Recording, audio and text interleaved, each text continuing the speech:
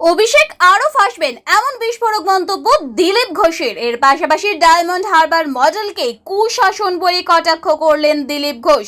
আরো কি বললেন তিনি, আসুন শুনে নি। আমি তো পুরনো কথা মনে করছি, 21-এর পরে আমাদের বহু বিজেপি অফিসে টিএমসি লোকেরা তালা মারছিল, তো তখন প্র্যাকটিস করেছে, এখন কাজে আসছে, নিজেদের পার্টি অফিসে তালা মারছে।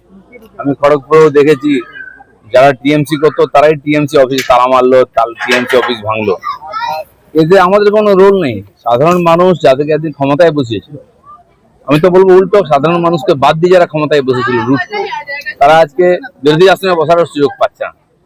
যারা বিরোধী হিসাবে সুযোগ পেয়েছে তাই সেই দায়িত্ব পালন না করে এতদিন তাই হয়েছে। দেখুন, পাড়ার টিএমসি 2 গুন্ডা বোম মারতো, সাধারণ মানুষ মারা যেত।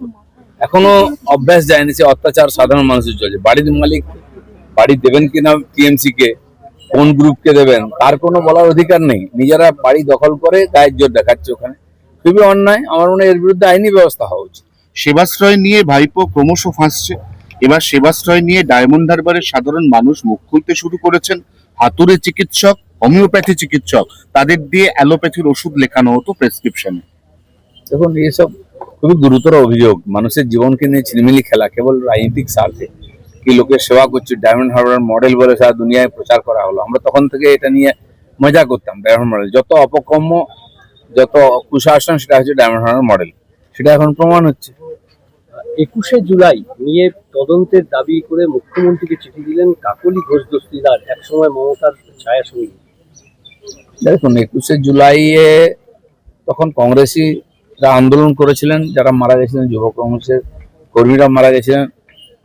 আমার মনে হয় আমাদের মুখ্যমন্ত্রীও তখন কংগ্রেসের সঙ্গেই ছিলেন। তারও অধিকার আছে গিয়ে বলার যে আমিও এর জন্য আন্দোলন করেছি। মমতা ব্যানার্জি এটাকে হাইজ্যাক করে একদিন চালাতেন। যদি এটাকে মনে হয় সত্যি মানবতা বিরোধী কাজ করেছে, সিপিএম এর সবার তাকে উদযাপন করা উচিত। কোনো একটা পার্টি হাইজ্যাক করবে কেন? যে যুবকর্মীরা গণতান্ত্রিক আন্দোলনে প্রাণ দিয়েছেন, তারা শহীদ, তাদেরকে আমরা সবাই সম্মান করি। কে যেন তাদেরকে জোর করে হাইজ্যাক করে না নিয়ে যায়। নিশ্চয়ই যখন চিঠি এসছে, মাননীয় মুখ্যমন্ত্রী বিষয়টা বিচার করবেন।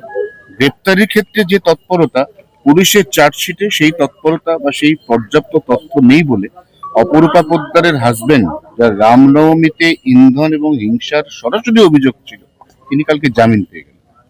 জানি না সরকার কি বলে, পুলিশ আগেকার অভ্যাস বা আগের কেস, তখন তো খুব হালকা করে কেস নেওয়া হতো, যেটুকু না করলে নয়। সে কেসের কোনো দম ছিল না। আমরা কিছু না বললেও আমাদের নামে কেস হয়ে যেত, বাড়িতে পুলিশ আসতো। সেই পরম্পরাটাকে এবার পাল্টাতে হবে। আমার মনে হয় আবার ডুপ্লিকেট সাপ্লিমেন্টারি চার্জশিট দেওয়া উচিত এসব লোকের বিরুদ্ধে। আর্জেন্টিনা বিশ্ব চ্যাম্পিয়ন দল, তাদের অবস্থা এখন টিএমসির মতো হয়ে যাচ্ছে। যে টিএমসির কথা এখানে পাতা নড়তো, মানুষ সূর্য উঠতো, সেই টিএমসির অবস্থা দেখেছেন? 2 গ্রুপ হয়ে অফিস দখল করার লড়াই চলছে, কি অবস্থা। আর্জেন্টিনা সম্বন্ধে আমাদের খুব উচ্চ ধারণা ছিল, বিরাট শক্তিশালী দল। এটা অজ্ঞাত কুলশীল দেশ এসে তাদেরকে আটকে দিচ্ছে, এটা খুব চিন্তার বিষয়। কিন্তু এটা ঠিক যে দলটা বিশ্বকাপের মূল পর্বে পৌঁছেছে, সে এলাফেলা নয়। তো এরকম অনেক দেশ আছে যারা চান্স পায় না, ফুটবলে তারা এগিয়ে আছে। নতুন দল আসুক, খেলা নতুন হোক, আর প্রত্যেকবার বিশ্বকাপে কিছু না কিছু অঘটন হয়। আমরা এখন অঘটনের আশায় আছি।